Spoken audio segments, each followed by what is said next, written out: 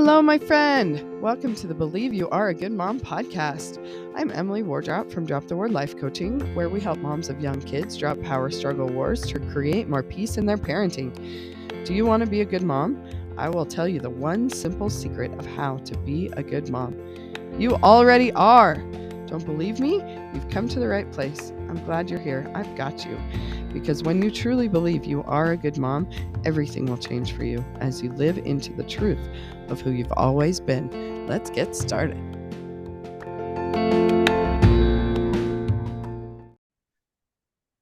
All right, welcome back to the Believe You Are a Good Mom podcast. And today I have Bethany Lewis with us. Hi, Bethany. Hi. So super fun. So Bethany is an OT by trade, right? Occupational therapist, and she's a life coach. And so she is the concussion coach. So we're going to talk about concussions today. Does that sound fun? So fun.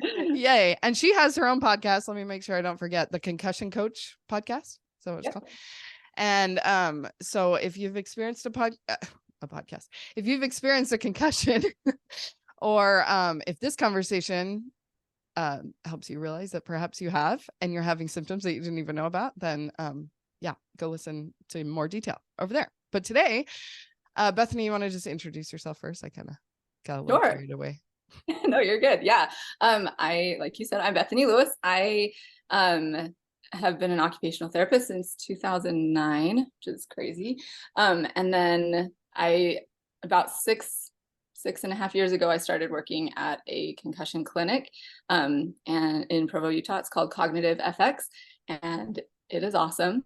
And that's where I got really passionate about concussions. And then I discovered life coaching through listening to Jody Moore's podcast, and went to the one of her retreats, like a Be Bold Masters coaching retreat, which is where I met you, which is awesome. And that kind of really going there just lit me on fire. I just felt so called to coaching. I was like, I know this is what I'm supposed to be doing. So I went and I had the opportunity to get certified at the life coach school, and have, through a series of events, I initially started out coaching as a family relationships coach, and then felt it was a God thing. God was moving and had me focus in on concussions. So when I kind of went a little bit kicking and screaming, which is funny because I actually really love what I do with concussions, and I love life coaching. It's kind of a perfect combination. But I fought it. But now that I'm in it, it's like my favorite thing. So it is awesome. Favorite thing second to my family. I should mention that I am a mother. I've got 6 kiddos, and my oldest is 14 and my youngest is 2.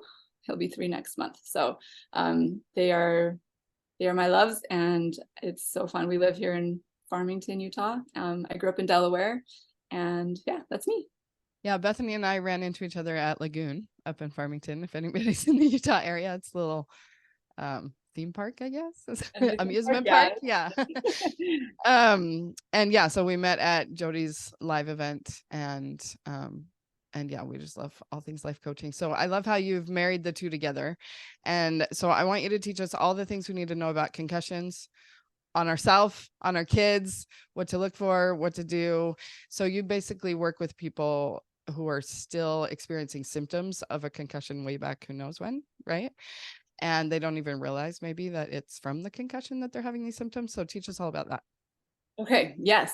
So concussion, this is something that I feel very passionately about, because in my work at the Concussion Clinic, we tend to work with people who have what they call post-concussion syndrome or post-concussion symptoms. Basically, that's if you've had a concussion and then you're still experiencing symptoms, they haven't gone away after about 3 months or so. And sometimes we work with people who've had concussions for years and years and years. So what are these symptoms? What kind of symptoms? Yeah, what are the symptoms? So, good question. Lots. There's a whole variety of things that can be symptoms from concussions, but here's a few of them. So headaches, fatigue. So things that people get so tired after doing things that they wouldn't have caused tiredness in the past. Just like a lot of fatigue, memory issues, word finding. Like, oh, I'm trying to say this word and I just on the tip of my tongue, I can't remember. people have a lot of issues, trouble with sleep, whether that's getting to sleep or staying asleep. A lot of dysautonomia, or like their nervous system gets dysregulated quickly. So there's a lot of anxiety, a lot of depression, personality changes, irritability. Sometimes people have really high emotions, and sometimes people have, it like affects them so that they have no emotions and they don't get emotional ever. It can really impact people's interest and ability in social interactions. Again, if they get so fatigued, or their headache hits really hard, or they get all of these symptoms that happen. And so going out and doing things can be really hard and really overwhelming. Light and sound stimulation is totally overwhelming. And so people pull back from the things that they love doing. And I think that's really hard for people, because their friends and family, the people who they are inviting them to do stuff, they don't understand. They're like, wait, you could do this yesterday, but you say that you can't today. Like, what's going on? So the symptoms can hit, and you can have a good day, you can have a bad day. It kind of can feel very random sometimes. And so that feels very unsettling and scary.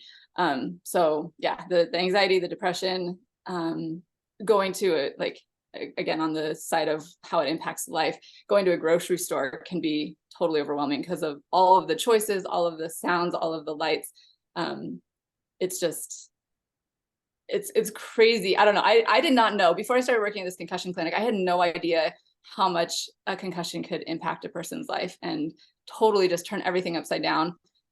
From what is technically called a mild traumatic brain injury. It's supposedly mild, like it's in the traumatic brain injury realm, but it's on the mild side, right? You're still somewhat functional.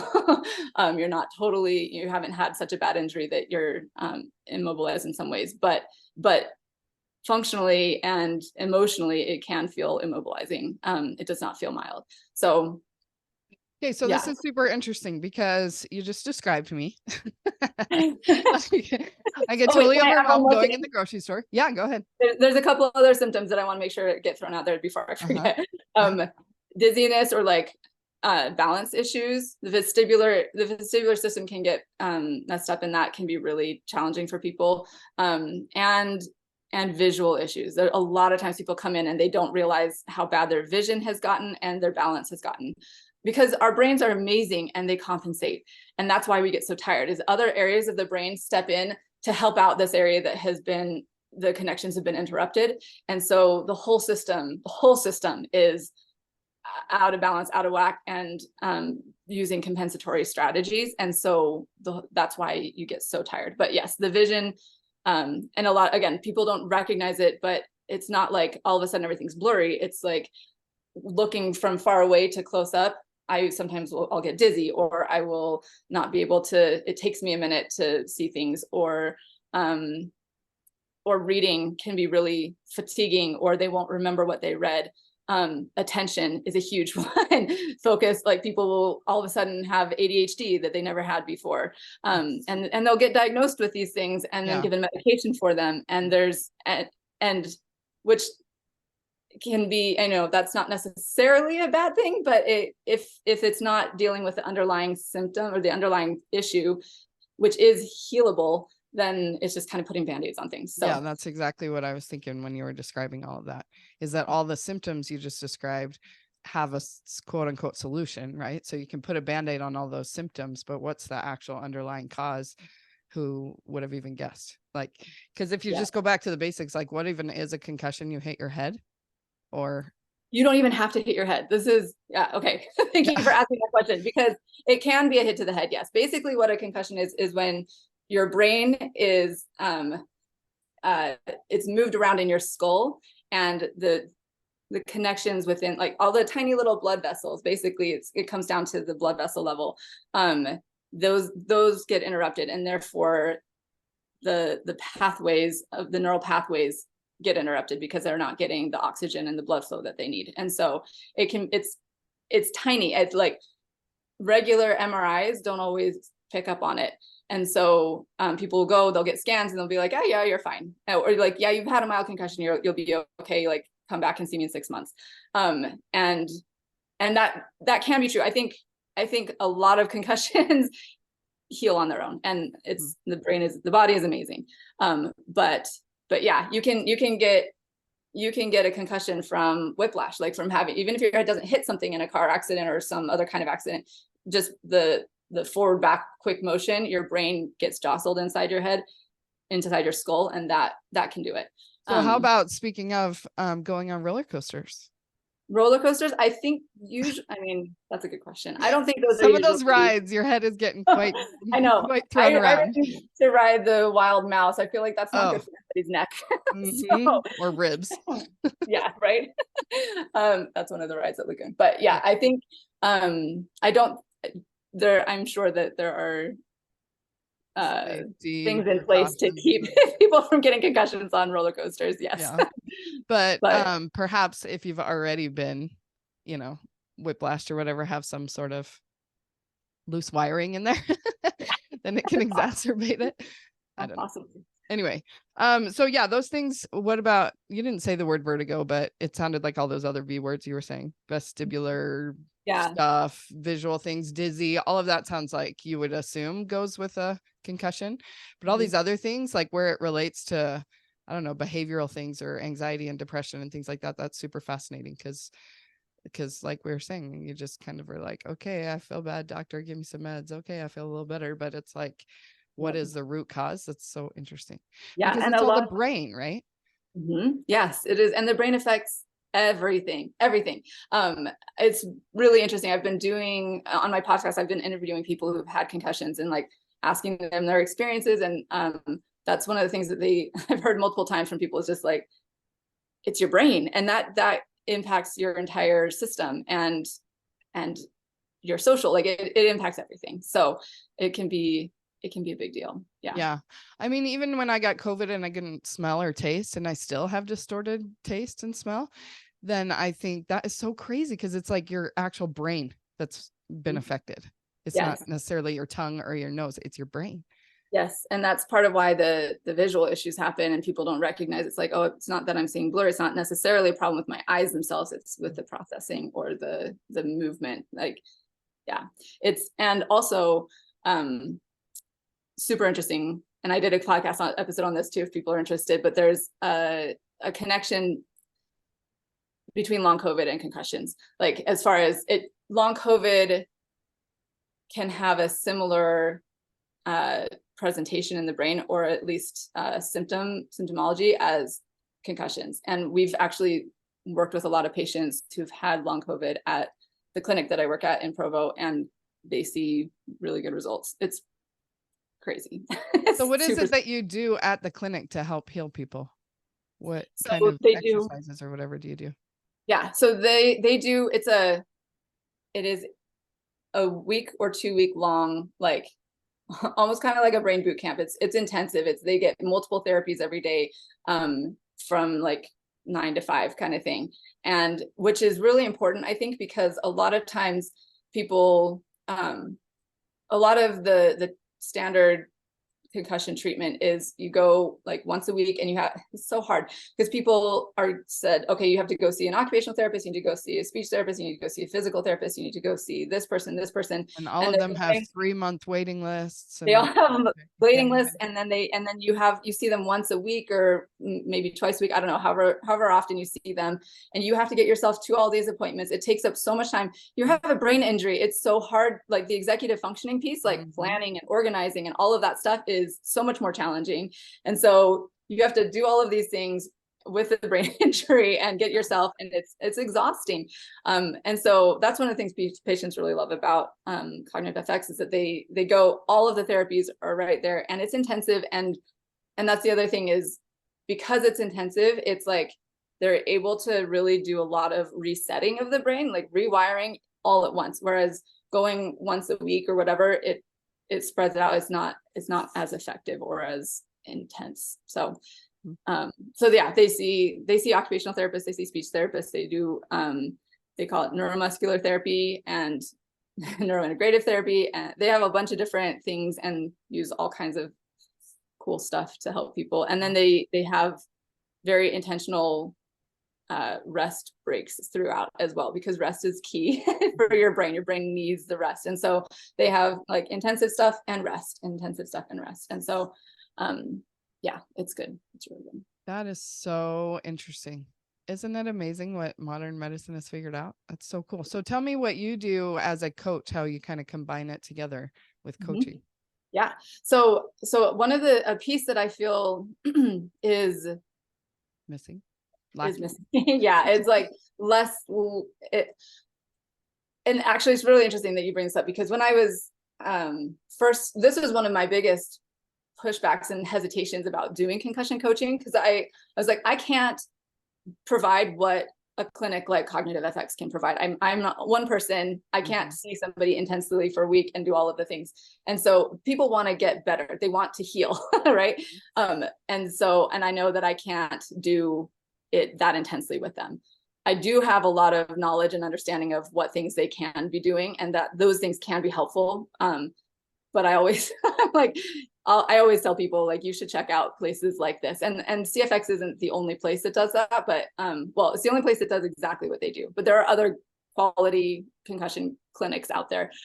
So I tell people, find concussion specific clinics to look into and do your research on them. But as a single provider person, what I offer to people is kind of, and I've heard a few people say that this is what they want, is kind of like a guide on your concussion journey, like like a person to help you through and understand the process and help you to like problem solve and understand. Like I said, I can help recommend specific things that they can be doing, but also I really feel like it's the piece that's missing that's really important is just having the emotional and mental support through this. And so using nervous system awareness and helping people work with their nervous system, and using the model that the life coach school uses, like combining all of these things to help people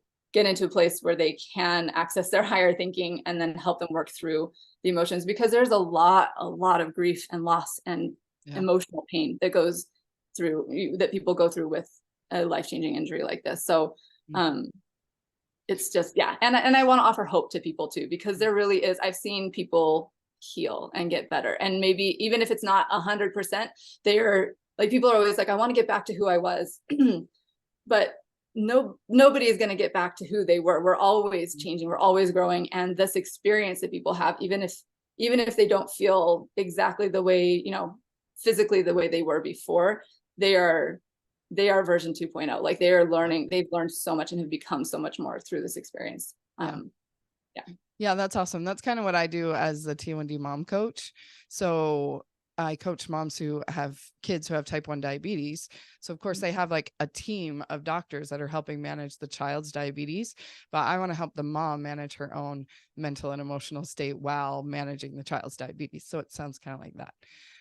Your actual physical therapist, occupational therapist, all the therapists are helping you like physically, but you need like emotional and mental support through that process.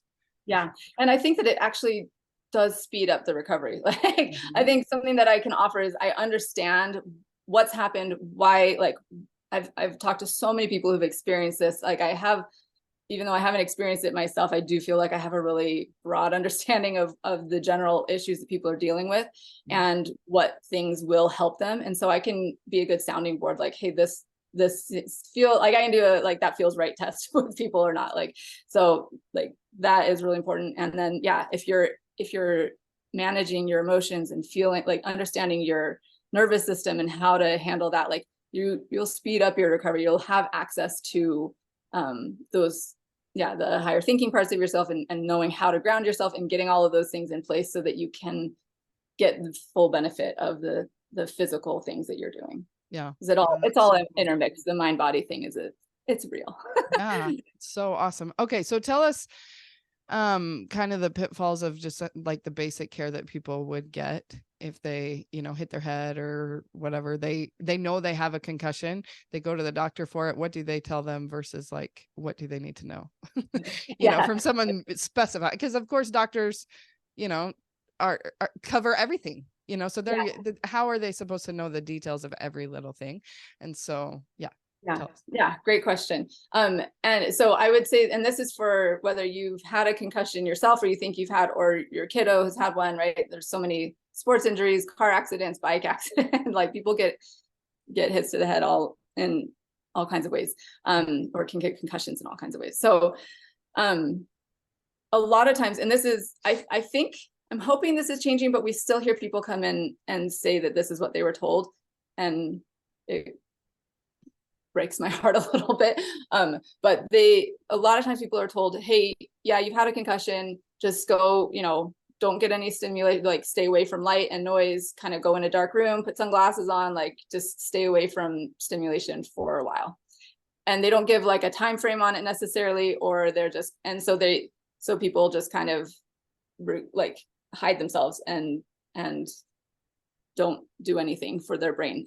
And that's like the worst thing you can do. And so, well, maybe probably not the worst thing, but it is a good idea to take it easy for 24, 48 hours, kind of pull back. And you don't want to necessarily jump back in and like do all of the things, but you do want to, the way that our brains heal is through doing things. And so, to the extent that you're able to, trying to, and it may need to be baby stepping, but letting yourself get exposure to light and sounds again. I tell people that have kids that kids and dogs, they're going to be, especially kids, they're going to be great therapists for you because they will provide all of the visual and auditory stimulation that you'll ever need to get better.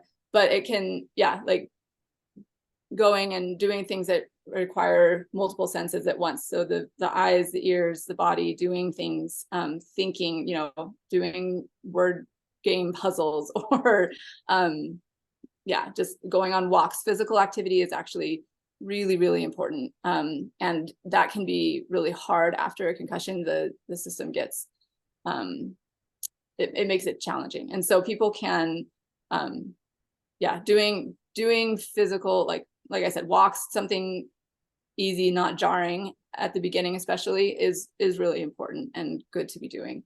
So those are kind of some of the right out the gate things. And getting seen by a qualified, like somebody who knows concussions specifically is really important. And they can do kind of like a baseline, see where you're at. Like, okay, you've had this concussion. Let's see how your balance is, how your vision is doing, like all of these things. Like, let's find out where you're at right now. And so down the road, when you get seen again, if you need to be seen again, they'll have something to refer to. Yeah. That's so important. Cause like, when my daughter, she has diabetes, right? And she broke her arm. So we went to the emergency room, and the nurses and even the doctor in the emergency room was like, "Ooh, cool. Tell me about this pump and this, whatever," like all her diabetes technology that's like attached to her arms. Like those doctors don't even know what that is, because that's not their specialty, Yeah, exactly. And same with when we got the actual cast, they're a fracture clinic. They don't know about diabetes. So they were all like intrigued and asking questions and stuff. And so it just makes sense, right? That if you have a brain injury, you go to someone who knows about brain injuries, not who, went to school a million years ago for a million things. And that may not be, what they deal with in and out every day. But there are people who do. That's so cool. There are people who do, and it can make a huge, huge difference. And that's something else that I really am passionate about sharing with people, is just that healing is possible. It's not, a lot of people are told, again, by people, well-intentioned people who don't know the details of this stuff, that they like, okay, you're still dealing with this 6 months later, a year later. Well, okay, it sounds like this is your new normal, so just get used to it. Yeah. And that just breaks my heart, again, because if it's coming from a concussion, there are a lot of things that you can do to improve. And again, a lot of it is those underlying systems of the vestibular system, visual system, that impact so much of our experience that they're not surface level. We don't understand them. We don't see them. We don't even recognize that they're happening, but they're affecting it. And so getting help with those things can be really, really impactful. Yeah, that is awesome. Okay, well, that's a good overview. So all the details are on your podcast. We could talk about this all day. Anything else you're like super passionate you want to make sure we say? No, just that there is hope, and and look for yeah, seek out help and healing, and know that it is possible. I feel very strongly about that. Yeah, that's so awesome. And that can't be understated. I mean, literally, I was joking with my husband yesterday because we saw this billboard about SaaS, which is software. Oh, shoot. As a service. Oh yeah. Software as a service. So he used to be in sales and he's like, I hate selling SaaS. It's like selling thin air. You know, you're like trying to sell software as a service. I'm like, if software as a service is thin air, like coaching is even thinner air, because it's like, what are we selling here? But like selling hope, you know, like this is what we do. Like, this is what I do as your emotional and mental support person. It can't be understated. Like, you really, same with the diabetes. It's like, you get this diagnosis. It's like a lifelong thing. And people just think, oh, this is my new normal now. My kid can't do anything and we can't go on vacation. And like, it's completely overwhelming. And the support that you need, like, cannot be understated, you know? And so it feels like thin air, but it's really not. Like, your emotions and your mental state, your brain, like, it's physical, it's in there, it's a real thing, you know? Yes. And yeah. So, well, and it does impact everything. And it like literally impacts your ability and capability to do the physical thing. And yeah, to live your life. And so the hope is key. It is. Yeah. And I love that idea of like the new you know, we all, you know, even if we're like a weight loss coach, you know, our clients are probably like, I want to weigh what I weighed in college or something, you know, like, I wasted all my skinny days thinking I was fat. Yeah, I want to go back to that, you know, but it's like, hello, you're a 45-year-old woman, like, you've birthed children, and like, this is your new you, like, let's embrace you and love you and other things, right? So whatever it is that we're struggling with, like, there's no, like, if we're looking back in a way that's not useful, then it's like, well, what am I learning from this? The growth and development that comes from the hard times in life is like the whole point.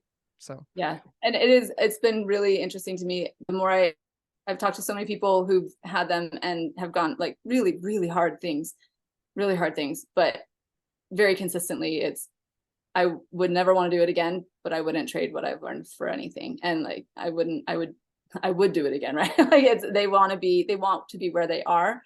They didn't love the experience, but they want to be where they are afterwards. And if I can really quickly share something that I actually interviewed Leah Davidson. Also, I know she's on your podcast, but I just interviewed her. I'm going to be posting it this week. And she shared an analogy that I thought was perfect for this. And she said, you know, she's had times in her life where she has not had children. And then she had a long period of time where she had children at home, and her little ones are leaving. She's almost empty nester. And she's looking at that and thinking, I'm going to be childless at home again. But it is not the same as it was before. Like, technically the circumstance is the same, like no kids being at home, but who I am has changed completely, and it's going to be a totally different experience. And in good ways, right? Like, you're different. Yeah, in good ways because of the hard times. And so as we bring it back to the point of this podcast, right? Believing that you are a good mom, even though you're a human mom and you make mistakes and it's really hard. And I just yelled at my kids right before I came in here to do the interview, you know, like, eat your cereal, I gotta go, you know? And it's like, and I am a good mom. Like, it's these experiences and going through this and feeling overwhelmed when you go in the grocery store because I've had whiplash and my brain is damaged and okay, now I can't think of words. It's like, it doesn't have to be like this all the time. Like, to just have that hope that all of this is part of a process that's making us into who, like, God knows we eternally are. You know, we are good and we need this growth, you know? So it is all for, it doesn't feel good in the moment, but it is all for our good. And that is important. Yeah. Well, thank you so much for being here, Bethany. This was super fun. Yes. Thank you so much. It was great. Oh, did I have you tell people where they can find you? Oh, no, I will. Thank you. Please do. So they can come to my website, which is theconcussioncoach.com. And I do free like a free 30-minute coaching consultation. And also I'm on Instagram at the Concussion Coach. I think there's some underscores in there, but I'm sure you can find it. You can just look for it. And also on Facebook, the Concussion Coach, and the podcast is available on any of the podcasting platforms and also on YouTube. If you just look up the Concussion Coach, that should come up. Okay, super fun. Well, this interview will not go on my YouTube because we're in maximum summer break mode here. This is only audio, but sometimes my podcasts are on YouTube. I love it. Anyway, thank you again. This was great. And everybody check out Bethany's stuff because you've probably had a concussion and you didn't know it. Okay. Thank you so much. All right. See you next time.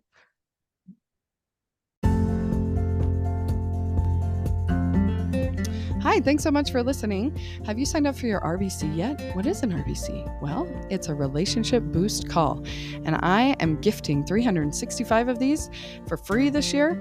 So go to dropthewar.com/appointments to find a time that works for both of us. We'll hop on Zoom for a quick 15 to 20 minutes, and all you got to do is have somebody in mind that you want to improve your relationship with.